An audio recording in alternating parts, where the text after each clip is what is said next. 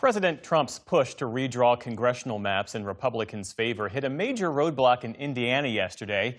More than 20 Indiana Republican state senators joined Democrats to vote against a plan that would likely have created two new GOP seats in the U.S. House.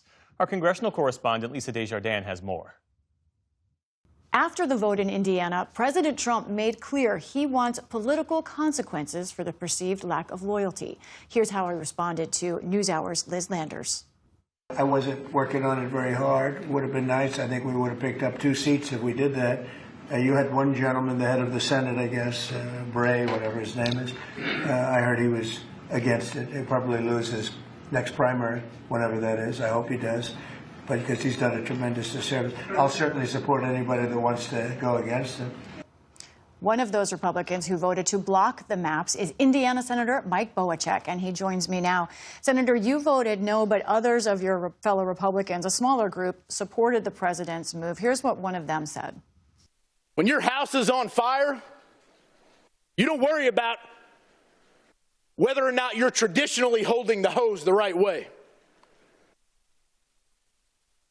You do whatever it takes to put out the fire. That's a political argument.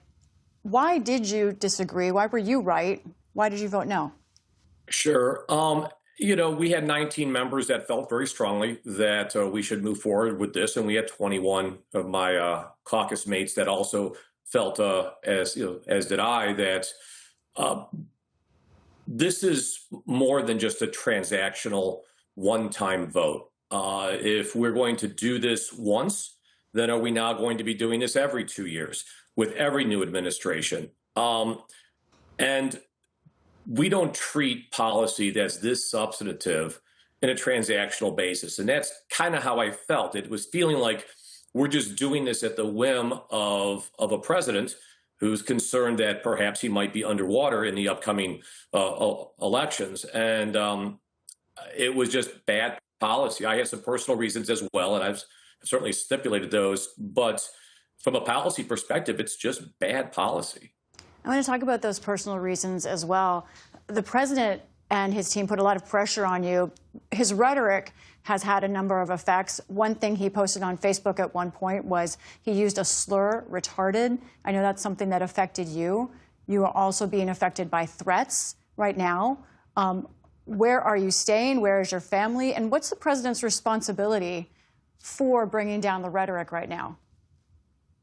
Well, what's interesting is he hasn't brought the tone down, which I was kind of surprised about. And it seems like it's just kind of amplifying it. But hopefully things will calm down. My family and my children, my wife and my children are staying at a friend's house. I'm staying elsewhere as well.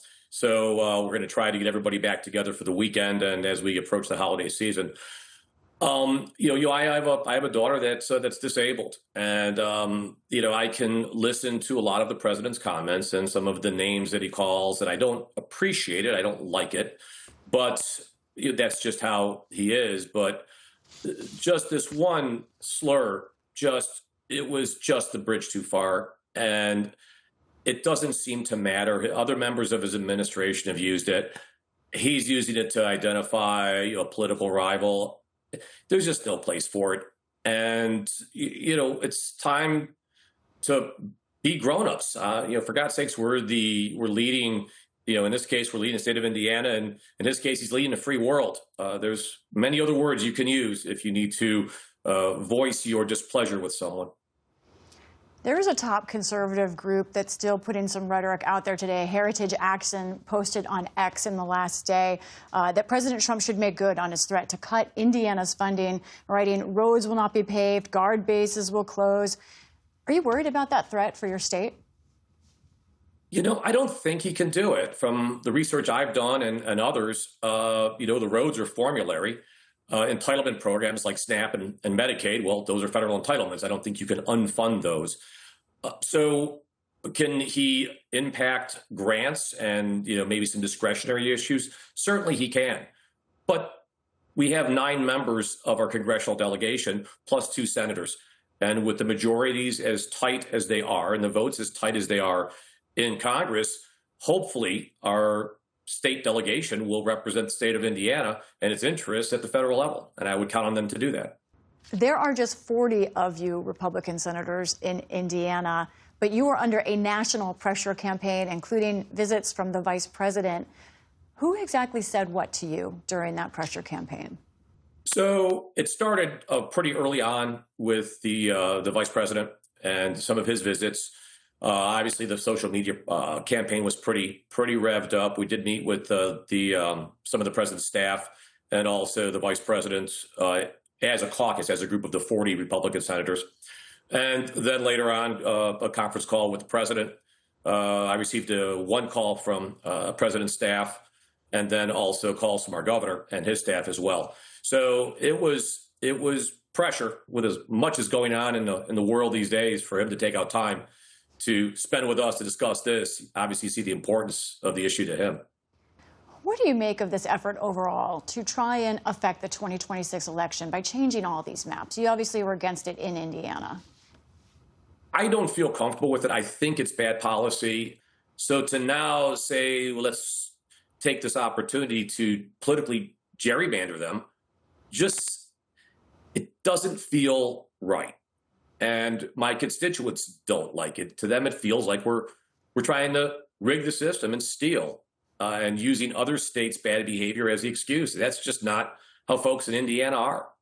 You've heard that from voters specifically. I have. Yeah, I've heard.